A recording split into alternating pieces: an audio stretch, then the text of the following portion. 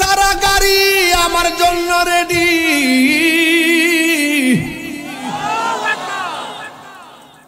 দুনিয়ার গাড়ির মধ্যে চাক্কা আছে না নাই? তেল দিয়া চলে, মসজিদের খাটটা চলবে জীবন নামক 4টা চাক্কা দিয়া। এই গড়ি খুলে রেখে দিবে, ব্রেসলেট খুলে রেখে দিবে, শরীরের যা আছে সব খুলে রেখে দিব। সেই গাড়ি ঘরের মধ্যে মায়ের কত শাড়ি পরে আছে,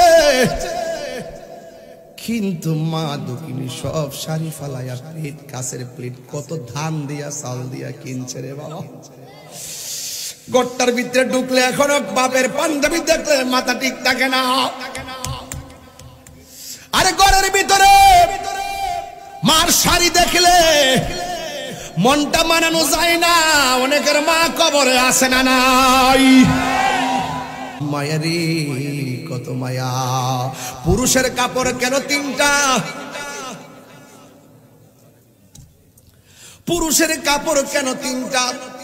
মহিলাদের কাপড় কেন 5টা? এই কথা দিয়ে কোনো মৌলবীরা ওয়াজের মধ্যে কয় না।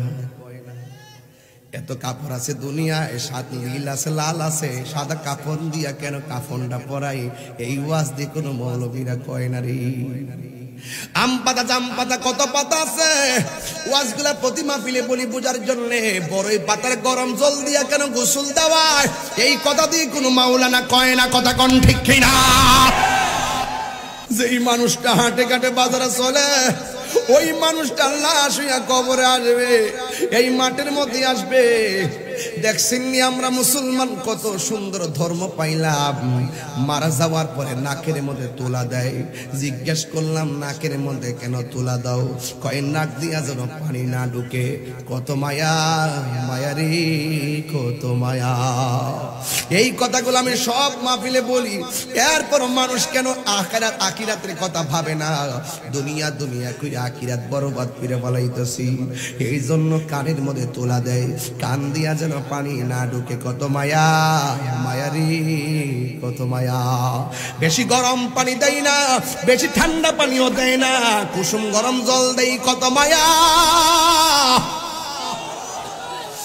ওই কসকু সাবান দিয়া সুন্দর করে গোসল দেয়। কত মায়া।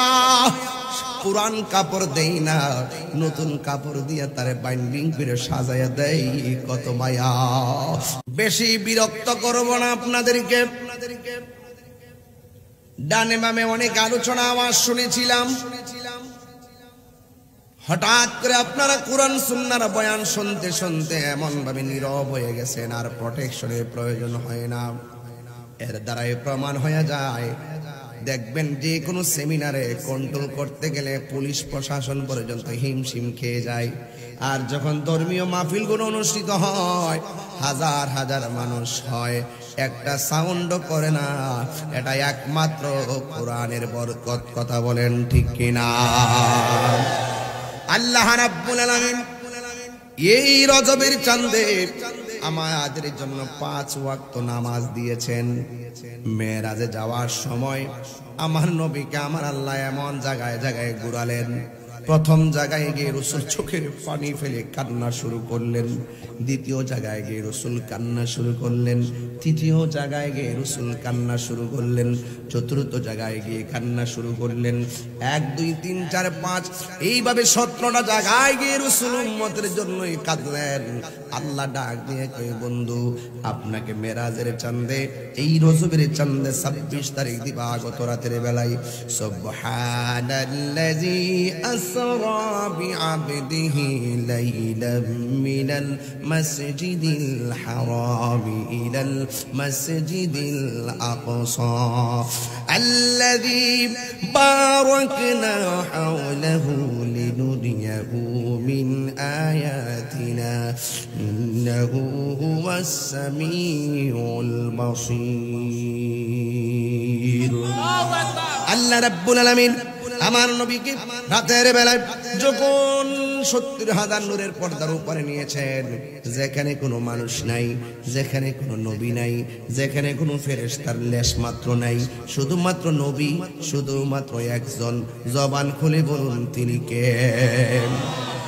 আল্লাযী বারাক কোরআন শরীফ পড়লে কি খারাপ লাগবে নাকি বিরক্তি হন আপনারা? আমি আপনাদেরকে নিয়ে খুব একাডেমিক কথা বলবো, একাডেমিক একদম গুরুত্বপূর্ণ কথা বলবো। সময়টা বেছে বেছে কথা বলছেন, আপনারা বিরক্ত না হন। আপনারা মর্জি মোতাবেক আমি কথা বলবো। আমি মর্নিং শোজ দ্য ডে, সূর্য দেখলে বোঝা যায় দিনটা কেমন যাবে। আপনাদের চেহারা দেখলে বুঝতে পারি আপনারা কয়টা পর্যন্ত থাকার মানসিকতা আছে ইনশাআল্লাহ। এই জন্য আপনাদেরকে আমি বিরক্ত করবো না। বলুন তো, আমি যে তেলাওয়াতটা করছি মোটো তো কোরআনটা কার কালাম? এই যে অনেকের মুখ বন্ধ দেখছেন না, এই জবানটা দিছে কে? তো আল্লাহকে দিয়েছে। আল্লাহকে ডাক দিতে কষ্ট হয় আপনাদের? জবান খুলে কোন আল্লাহ বড় করে ডাক দিন। কণ্ঠ দিয়েছেন কে?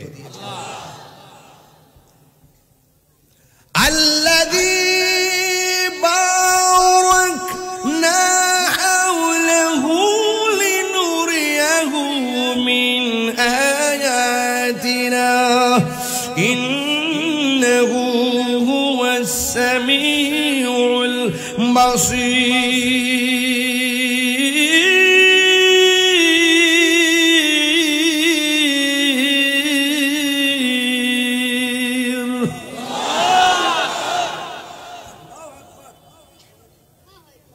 তিনবার কোন আল্লাহু আকবার, আল্লাহু আকবার, আল্লাহু আকবার, আল্লাহু আকবার। ঘোষণাটা কার? আল্লাহ ডাক দিয়া কয়, বন্ধু আমার এমন একটা জায়গায় আপনারা ঢুকাইছি। আল্লাহু আকবার কোন কেন? এই চাঁদে যদি আমি কিছু কথা না বলি আমার হক আদায় হবে না। কথা কোন সত্যি কিনা বলেন? মানুষে কইব যে এত একটা গুরুত্বপূর্ণ চাঁদ পাইয়া তাহিরি হুজুর এই লাইনে কিন্তু কথা বললো না। বলতে হবে, ইতিহাস জানতে হবে, ঠিক কিনা বলেন?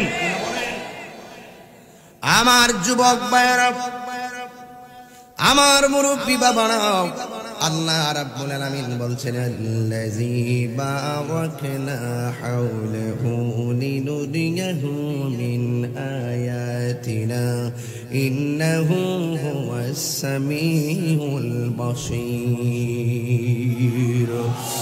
আল্লাহ রাব্বুল আলামিন হলো তিনি বারাকনা প্রদক্ষিণ করিয়েছেন হাওলাহু তার চতুর্দিকে লিনুরিয়াহু আল্লাহ রাব্বুল আলামিন নবীকে দেখাইবার জন্য মিন আয়াতিনা আল্লাহর যত কুদরত আছে সব কুদরতুল্লাহর কুদরত দেখাইবার জন্য আমার নবীরে মেরাজ করাইছে। আল্লাহু আকবার।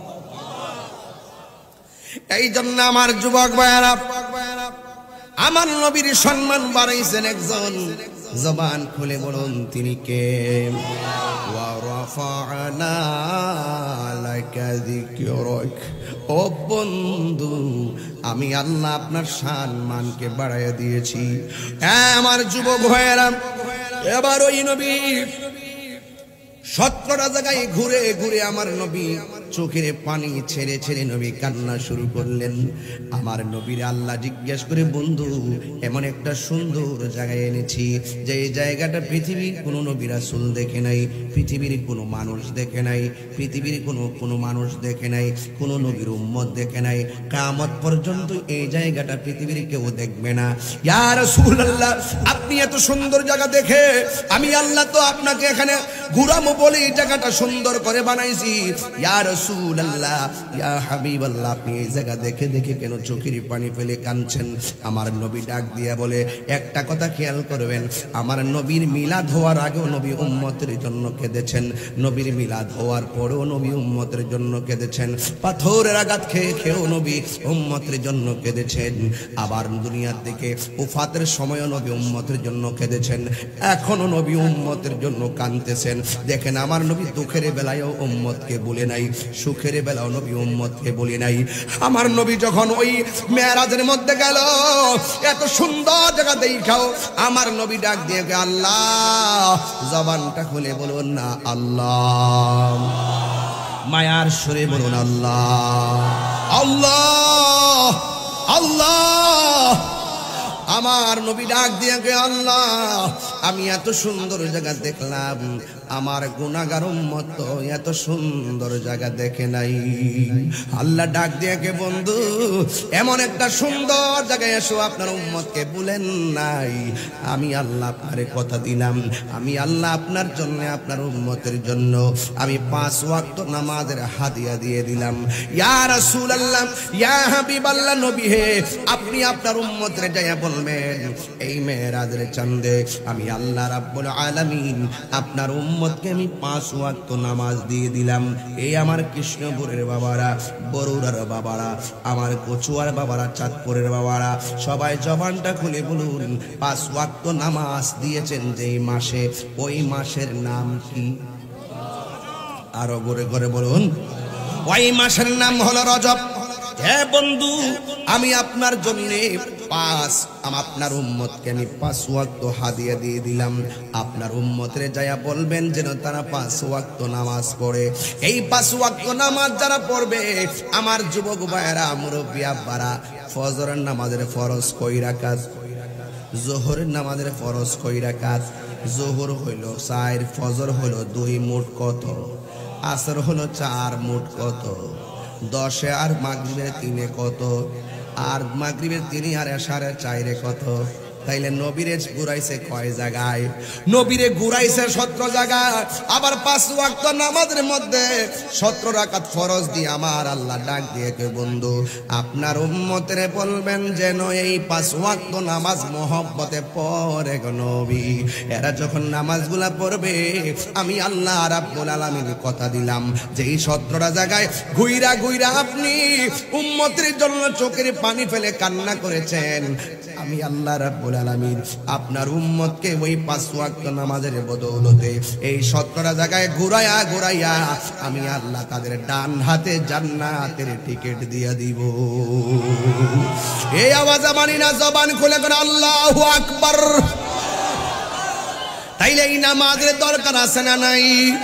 আল্লাহ রাব্বুল আলামিন বলেন ইন্নাস সালাতা তানহা আনিল ফাহশাই ওয়াল মুনকার। আল্লাহ রাব্বুল আলামিন বলেন নিশ্চয়ই নামাজ মানুষকে অশ্লীল এবং খারাপ কাজ থেকে বিরত রাখে। নামাজের মাধ্যমে আল্লাহর দিদার হয়। আমার নবী আপনার নবী বলেন 5 ওয়াক্ত নামাজ যারা নিয়মিত আদায় করবে, রিকশাওয়ালা খাঁটি বান্দা হয়ে যাবে, অটোওয়ালা খাঁটি বান্দা হয়ে যাবে, সিএনজিওয়ালা খাঁটি বান্দা হয়ে যাবে। 5 ওয়াক্ত নামাজ যারা পড়বে, সাধারণ কোদাল দিয়ে মাটি কাটে, এই মানুষটাও দেখবেন খাঁটি বান্দা হয়ে যাবে। আর আমার নবী আপনার নবী বলেন আল্লাহর ফরজ 5 ওয়াক্ত নামাজ হলো কম্বলচারী। দেখবেন এসএসসি পরীক্ষা দিয়েছেন, অপশনাল সাবজেক্ট এগ্রিকালচার আসে না নাই? যে যে সাবজেক্ট নিয়ে পড়ে অতিরিক্ত আল্লাহ রাব্বুল আলামিন আমাদেরকে কম্পালসরি ইবাদত দিয়েছেন, আবার অপশনালও দিয়েছেন। কম্পালসরি ইবাদত হলো ফজর, যে এটার ইংলিশ হলো মর্নিং প্রেয়ার, যোহর হলো মিড ডে প্রেয়ার, আসর হলো আফটারনুন প্রেয়ার, আর ওই মাগরিব হলো সান প্রেয়ার, আর ওই যে আপনার এশারটা হলো নাইট প্রেয়ার। এক যুবক ভাইয়েরা আমার, আপনারা শুনুন, এই যে আমার আল্লাহ এমন ভাবে কম্পালসরি ইবাদত দেওয়ার পরে আবার অপশনাল দিয়েছেন, নফল দিয়েছেন। আমার নবী আপনার নবী রাহমাতুল লিল আলামিন বলে যারা 5 ওয়াক্ত নামাজের পর বেশি বেশি নফল ইবাদত করবে রে বাবা, আমার আল্লাহ তাকে আর খাঁটি বান্দার মধ্যে রাখবে না। যার আমল নামায় নফল ইবাদত পাওয়া যাবে, আওয়াবিনের নামাজ, আল্লাহু আকবার কোন না কেন, আওয়াবিনের নামাজ পড়বে, ইশরাকের নামাজ পড়বে, চাশতের নামাজ পড়বে, তাহাজ্জুদের নামাজ পড়বে, নফল ইবাদত পড়বে, লাইলাতুল কদরের নামাজ পড়বে, শবে বরাতের নামাজ পড়বে। বেশি বেশি নফল ইবাদত যারা করবে, 5 ওয়াক্ত নামাজের পাশাপাশি যারা বেশি বেশি নফল ইবাদত করবে, এরা আর খাঁটি বান্দা থাকবে না। আমার আল্লাহ রাব্বুল আলামিন তাদেরকে খাঁটি বন্ধু বানায়া নিবে। আরো বড় করে কোন আল্লাহু আকবার। তাইলে আমরা আল্লাহর বন্ধু হতে চাই কি চাই না?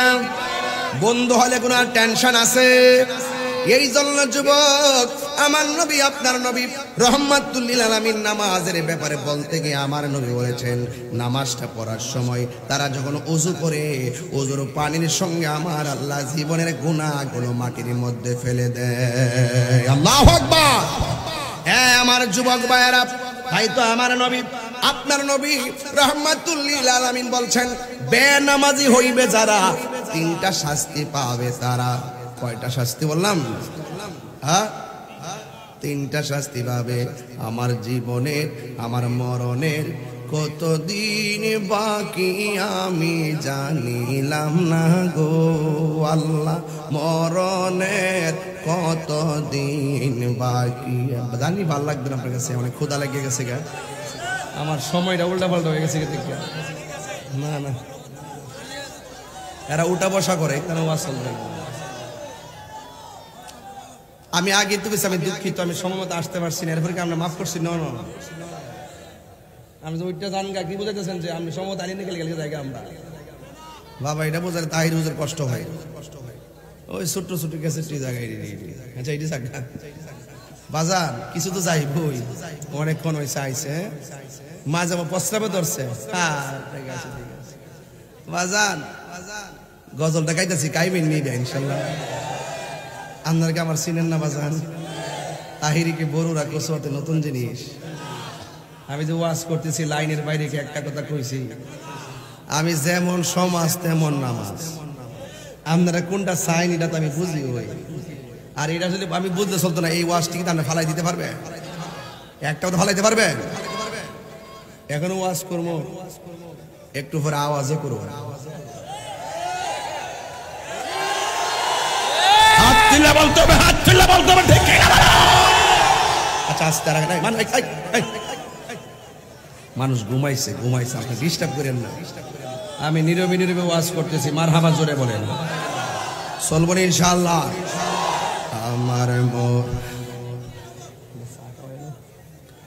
আমার মরণের কতদিন বাকি আমি জানিলাম না গো আল্লাহ, মরণের কতদিন বাকি আমার মরণের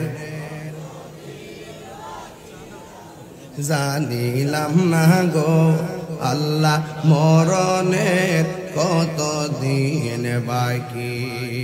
এই এশারের নামাজটা মনে করেন পড়েন নাই, আপনি কি ভাবতে পারেন না যে ফজর হওয়ার আগে আপনার মরণ আসতে পারে? তাহলে কি লেগে এশারা কাজা করে ঘুমাইবেন, ফজর হইরা নামাজ পড়বেন, ফজর হওয়ার আগে তো আপনার মরণ হয়ে পড়তে পারে। কথা কন ঠিক না বেঠিক? তাহলে আজকের কাজ আগামী দিনের জন্য রেখে দিবেন না।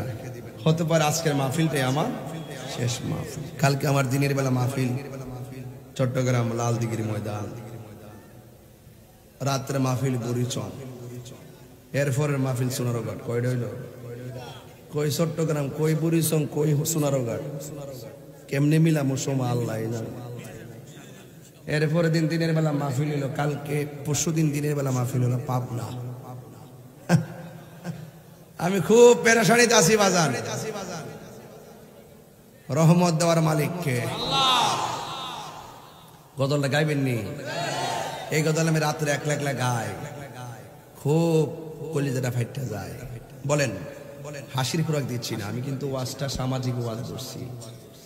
একটু চোখের পানি ফালাই আম্মা আব্বার জন্য একটু দোয়া করে যাইবেন, বাস কৃষ্ণপুরে মাহফিল ধন্য হয়ে যাবে। আমার মরণের কতদিন বাকি আমি জানিলাম না গো আল্লাহ, মরণের কতদিন বাকি আমি জানিলাম না গো আল্লাহ, মরণের কতদিন বাকি।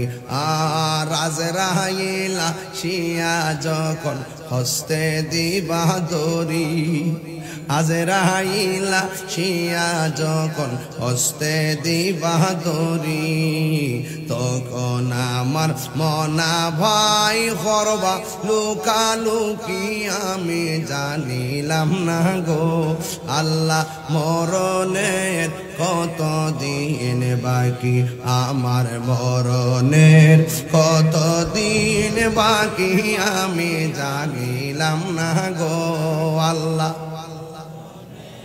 শিখেন না, দিন বাকি, আর 40 দিন রাগে ভাইরে মৌতের নিশানি। 40 দিনের আগে বাইরে মৌতের নিশানি। জমদূতে বা ইন্দানি বচকে দিয়া আন্দি আমি জানিলাম না গো আল্লাহ মরণের কত দিন বাকি, আমার মরণের যায় গাছে মরে আমি জানিলাম না গো আল্লাহ মরণের কত দিন বাকি, আমার মরণের জানিলাম না গো আল্লাহ মরণের কত দিন বাকি, আমার মরণের কত দিন বাকি আমি জানিলাম না গো আল্লাহ মরণের কত দিন বাকি। আল্লাহু আকবার। হাই রে ও আমার কচুয়ার বন্ধু বড়ুরার বাবা, হায়াতের মালিক কে? আরো জোরে বলো কে? এই মুহূর্তে মরণ আসতে পারে কি পারে না? আপনি বলতেছেন তাহিরি হুজুর ভাত খাই নাই, তাড়াতাড়ি বিদায় দেন, আর কবরবাসীরা বলতেছে আজকের মাহফিলটা তাড়াতাড়ি শেষ করো না, আমার সন্তান আমার জন্য দোয়া করবে, আমার স্ত্রী আমার জন্য দোয়া করবে, আমার ভাই আমার জন্য দোয়া করবে, আমার বন্ধু আমার জন্য দোয়া করবে। সবচাইতে বড় এতিম হলো কবরে যারা পড়ে আছে রে। আমার নবী আপনার নবী বলতেছেন আমার যেই দিন আল্লাহ মেরাজের মধ্যে নিয়েছে আমার সব আযাব দেখাইছে, আমি দেখলাম কবরের আযাবের মতো এমন কঠিন আর কিছুই নাই। আল্লাহু আকবার। এই জন্য যুবক ঘুমাবেন না, নীরবে নীরবে শুনুন, বেশি লম্বা চূড়া আলোচনা আজ হবে না। এই জন্য ভূমিকার মধ্যে কথা বলে আমি 30 মিনিট সময় ব্যয় করি না, ডাইরেক্ট ওয়াজের মধ্যে ঢুকে গিয়েছি। আমার নবী আপনার নবী বলেন এই কবরটা হলো আখিরাতের প্রথম মঞ্জিল। এই মঞ্জিলে ঢোকার আগে মরণ আছে, মরণটা যার ভালো হবে কবর নামক মঞ্জিলটা তারা ভালো হবে, কবর নামক মঞ্জিলটা যারা ভালো হবে হাসরের ময়দানটা তারা ভালো হবে, হাসরের ময়দানটা যারা ভালো হইয়া যাবে আকাশের বিজলির মতন পুলসিরাত পাহাড় হইয়া জান্নাতে ঢুকে যাবে। ওই জান্নাত আমরা চাই কি চাই না? আমার নবী আপনার নবী বলেছেন পৃথিবীর মানুষ খবরদার দুনিয়াতে তাইকা কাউকে ওজনে কম দিও না, দুনিয়াতে তাইকা যদি কাউরে ওজনে কম দাও হাসরের ময়দানে মিজানের পাল্লা হালকা হয়ে যাবে। এই জন্য যুবকের দল এক বেচারায় 5 ওয়াক্ত নামাজ পড়তো, জবানটা বলে কোন কয় ওয়াক্ত নামাজ পড়তো? 5 ওয়াক্ত নামাজ পড়তো, আবার সুন্দর করে ব্যবসা করতো, ব্যবসা মুখের মধ্যে দাঁড়িয়ে আছে, জীবনে কোনোদিন মানুষকে খারাপ ব্যবহার করে নাই। এমন একটা সমাজের যখন লোকটা থাকে মসজিদের মধ্যে আজান দেয়, মানুষটা যখন সাথে সাথে মসজিদে যায়, গ্রামের মানুষ তারে বড় ভালোবাসে, এমন মানুষ মারা গেলে জানাজার মতো মানুষ বেশি হয়। কথা কোন ঠিক কিনা? আমার নবী আপনার নবী ওই কবর আযাবের অনেক সাবধানতা অবলম্বন করতে বলেছেন। আমার নবী বলো সাহাবীরা বেশি বেশি করে কবরের আযাব থেকে ক্ষমা চাও। এক ব্যক্তি মুখের মধ্যে দাঁড়িয়ে আছে, মাথার মধ্যে টুপি আছে, জীবনে কোনোদিন ঝগড়া করে নাই, ব্যবসা করত, ইবাদতের কারণে তার ব্যবসাও ভালো চলতো, কিন্তু হঠাৎ করে তার সামনে আজরাইল এসে গেছে। এই মুহূর্ত কৃষ্ণপুরে মুরব্বী গো বাবাজান আপনার সামনে আজরাইল আসতে পারে কি পারে না? ওই লোকটার সামনে আজরাইল এসে গেছে। আজরাইল আসার পরে লোকটা মারা গেল। দেখবেন আমার সমাজের ভিতরে মানুষ মারা গেলে কিছু কিছু মুরব্বী আছে শখ কইরা কবর কোরার মধ্যে যায়। কথা কোন ঠিক কিনা? একজনে কোদাল দিয়া মাটি কাটে, 10 জনে শরীক হয়, আছে না নাই বলেন? এই জন্য মানুষ মারা গেলে মানুষের গোসল দেওয়াইবেন, মানুষ মারা গেলে জানাজায় দৌড়াইয়া যাইবেন, মানুষ মারা গেলে এই কবরস্থানে যাইয়া কবরটা ভালো করে করবেন। ঠিক এমন ভাবে লোকটা যখন মারা গেছে, কবর কুড়ার জন্য গেছে, লোকটা 5 ওয়াক্ত নামাজ পড়তো, লোকটা কোনোদিন হাটে ঘাটে বাজারে ঝগড়া করে নাই, কিন্তু যখন লোকটা মারা যাওয়ার পরে বাড়ি ঘরের মানুষ কবর করতে গেল, সুন্দর করে কবরটা করছে, কবর করার পরে দেখতেছে এটার ভিতরে বিষধর একটা সাপ দেখা যায়। জোরে জোরে কি নাউজুবিল্লাহ বলা যাবে না? সাপ কি আশীর্বাদ না অভিশাপ? আরো জোরে কোন, আরো জোরে বলেন। এই মুহূর্তে মাহফিলে ফানুস শাক লাগবে না, দুরা সাপটা যদি ঢুকে মানুষ এটা দৌড় মারবে। মানুষ সাপের এমন ভয় পায়, দিনে যখন বিজলি মারে মানুষের কলিজা ঠাস করে ওঠে, এমন ভয় পায়। বন্ধু, লোকটা যখন কবর করলো, দেখতেছে লোকটার কবরের মধ্যে সাপ দেখা যায়। এবার তারা বড় চিন্তায় পড়ে গেল, এমন একটা ভালো মানুষ মারা গেছে, কবরটা করার পরে কেন সাপটা দেখলাম? এরপরে মনে মনে ভাবতেছে, যাই সাপ দেখলাম কাউরে বলার দরকার নাই, আমরা আরেকটা কবর কইরা ফেলি। এরপরে আরেকটা কবর করলো। ওই কবরটা যেই মাত্র শেষ করলো, দেখতেছে শেষ কইরা বাড়ির মধ্যে রওনা দিবে, টাটকিরা দেখে কোথায় থেকে যেন আরো বেশি বিষধর সাপ কবরে চলে আসছে। এটা দেখার পরে তারা মনে মনে কয়, কবর করতে থাকবো আর সাপ আসতে থাকবে, আমরাও তো একটা জান আছে, কথা কোন ঠিক কিনা? কবর করতে কষ্ট হয় কি হয় না? আবার কবর কবর। এরপরে ওই লোকগুলো বলতেছে, দুইটা কবরে যেহেতু সাপ পেয়ে গেছি, এখন আমরা আর কবর করব না, সোজা আল্লাহর বন্ধুর কাছে ঘটনাটা খুললা বলবো। আপনারা জবান খুলে বলেন, আল্লাহর বন্ধু জানার ক্ষমতা আছে না নাই? সুন্দর করে আল্লাহর বন্ধুর কাছে যাইয়া বলে, ও আল্লাহর বন্ধু, আমাদের এমন একটা ভালো মানুষ মারা গেছে, আমরা দুইটা কবর করলাম, শেষ করতে পারি না, দেখি সাথে সাথে কবরের মধ্যে সাপ চলে আসে, এখন আমরা কি করব? লাশ উপরে রাখা সম্ভব না। আল্লাহর বন্ধু ডাক দিয়ে বলেন, তোমরা 3 নম্বর একটা কবর করবা, কবরে সাপ থাকলে সাপ সহকারে দাফন করবা, না থাকলেও কবরে দাফন করবা। সবাই যাইয়া সুন্দর করে কবর করছে, সব শেষ হইয়া গেছে। আর ওই দিক দিয়ে লাশটারে গোসল করাইতেছে, যেহেতু গোসল করাইতেছে আপনজন, তারা সব করে গোসল করাইতেছে। এবার একটা কথা মনে রাখবেন, মানুষ মারা গেলে সুন্দর করে পানি আগায়া দিবেন। আমিও তো দেখি কেউ যদি মারা যায়, পেটের মধ্যে চাপ দিয়া পায়খানা বের হলে টিস্যু দিয়ে পরিষ্কার কইরা দেই, গামছা দিয়ে পরিষ্কার কইরা দেই। জীবনও কোনোদিন ঘৃণা করবেন না। ওই গোসলখানার ভিতরে লাশের সুন্দর করে গোসল দেওয়াইবেন, পায়খানাগুলা পরিষ্কার কইরা দিবেন, নখগুলারে খিলাল কইরা দিবেন, দাঁতগুলারে খিলাল কইরা দিবেন, নতুন জামা গায়ের মধ্যে লাগাবে। আর যুবক, এই কৃষ্ণপুরে কত লাশ গোসল দিছে, এই মাঠে জানাজা আছে না নাই? জানাজা পড়ায় এই মাঠে জানাজা আছে না নাই? আরে একটাবার চিন্তা করেন না, কতগুলো লাশ এখান থেকে শেষ বিদায় দিছেন, না জানি কোন দিন এই মাঠের মধ্যে আপনার দেহটা লাশ হইয়া চলে আসে রে বাজার। যেই মানুষটা হাটে ঘাটে বাজারে চলে, ওই মানুষটা লাশ হইয়া কবরে আসবে, এই মাঠের মধ্যে আসবে। দেখছেন নি আমরা মুসলমান কত সুন্দর ধর্ম পাইলাম, মারা যাওয়ার পরে নাকের মধ্যে তুলা দেয়। জিজ্ঞেস করলাম, নাকের মধ্যে কেন তুলা দাও? কয় নাক দিয়া যেন পানি না ঢুকে।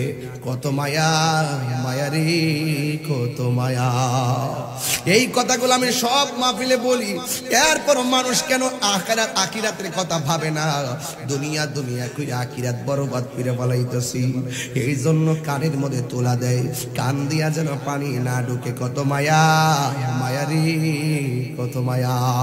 বেশি গরম পানি দেয় না, বেশি ঠান্ডা পানিও দেয় না, কুসুম গরম জল দেয়। কত মায়া। ওই কসকু সাবান দিয়া সুন্দর করে গোসল দেয়। কত মায়া। পুরান কাপড় দেই না, নতুন কাপড় দিয়া তারে বাইন্ডিং করে সাজায়া দেয়। কত মায়া, মায়ারি কত মায়া। পুরুষের কাপড় কেন 3টা? পুরুষের কাপড় কেন 3টা, মহিলাদের কাপড় কেন 5টা?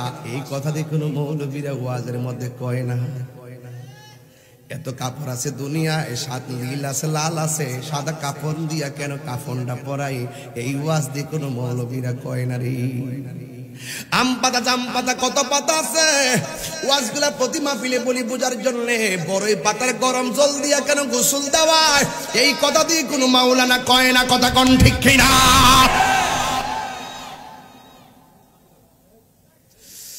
যাক, আমি সেই দিকে গেলাম না, বুঝাইয়া দিয়া যায় হাকিকত ছাড়া আল্লাহ পাওয়া যায় না। কথা কোন ঠিক কিনা? दुनिया दुनिया दुनिया माने शरीयत, दुनिया के लिए आखिरत बर्बाद ना करो।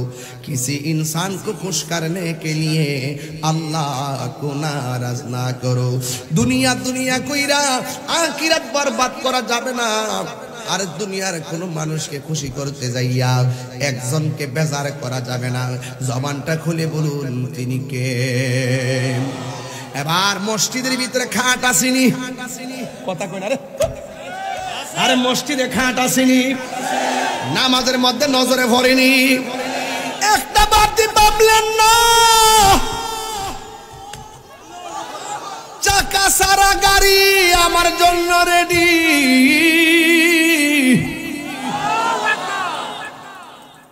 দুনিয়ার গাড়ির মধ্যে চাক্কা আছে না নাই? তেল দিয়া চলে। মসজিদের খাটটা চলবে জীবন নামক 4টা চাক্কা দিয়া। কান্দের মধ্যে লইয়া লইয়া মসজিদের ওই পালকি খানা আসবে আসবে আমার কাছে সবার জানা।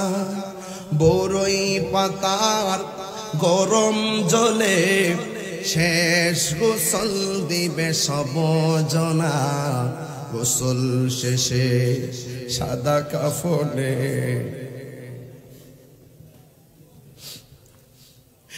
এই গড়ি খুলে রেখে দিবে, ব্রেসলেট খুলে রেখে দিবে, শরীরের যা আছে সব খুলে রেখে দিব। সেই ঘরের মধ্যে মায়ের কত শাড়ি পরে আছে, কিন্তু মা দক্ষিণী সব শাড়ি ফালাইয়া প্লেট, কাছের প্লেট কত ধান দিয়া চাল দিয়া কিনছে রে বাবা। গড়টার ভিতরে ঢুকলে এখনো বাপের পাঞ্জাবি দেখলে মাথা ঠিক থাকে না। আরে ঘরের ভিতরে মার শাড়ি দেখলে মনটা মানানো যায় না। অনেকের মা কবরে আছে না নাই? হারিয়ে যাব একদিন আমি, রব নাই ভুবন চিরদিন। থাকবেন সবাই, থাকবেন। হারিয়ে যাব একদিন আমি, রব নাই ভুবন চিরদিন। ক্ষমা করে দিও তোমরা আমায়, বলো তোমরা আমায়। ভুল করে থাকি যদি কোনো দিন, হারিয়ে যাব হারব নাই ভুবন চিরদিন।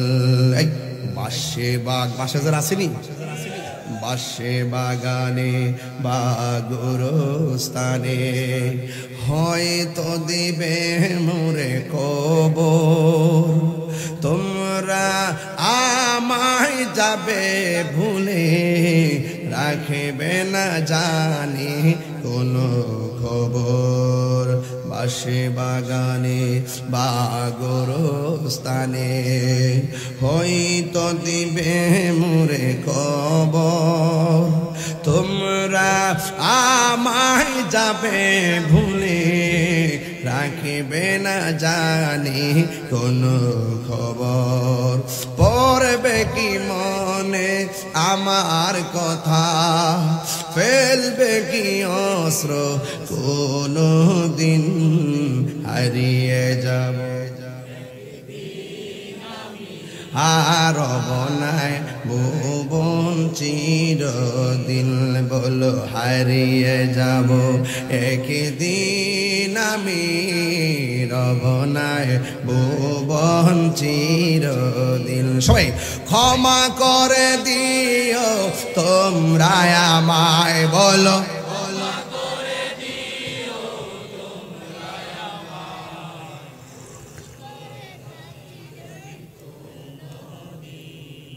হারিয়ে যাব একদিন রব নাই ভুবন চিরদিন একটা জবান কষ্ট হচ্ছে আপনাদের একটা জবানও বন্ধ রাখবেন না আমরা শেষ সাজানটা সাজাইব নি রে বাজান এই মা বন্ধুরা বাজাইছিনি মা বন্ধুরা আসেনি আপনার এলাকা বাড়ি ঘরে কিছু আসেনি হায় গো মা বোধ হইয়া স্বামীর বাড়িতে আসছো এটার নাম আসল নায়র না নায়র আসল নায়রের জায়গা গরুস্থান যাওয়া লাগবনি আরে যাওয়া লাগবনি এবার তারা সুন্দর করে গোসল দেয় সব গোসল দিয়া রেডি কবরের মধ্যে আর সাপ দেখা যায় না আবার তারা জানাজার ময়দানে নিয়ে যায় লায়া সুন্দর করে জানাজার নামাজ পড়াইলো কবরের মধ্যে কোনো সাপ নাই আবার জানাজার নামাজ পড়াইয়া গুরুস্থানের মধ্যে নিয়ে গেছে যেই মাত্র কবরে নামাইব ওই সময় দেখ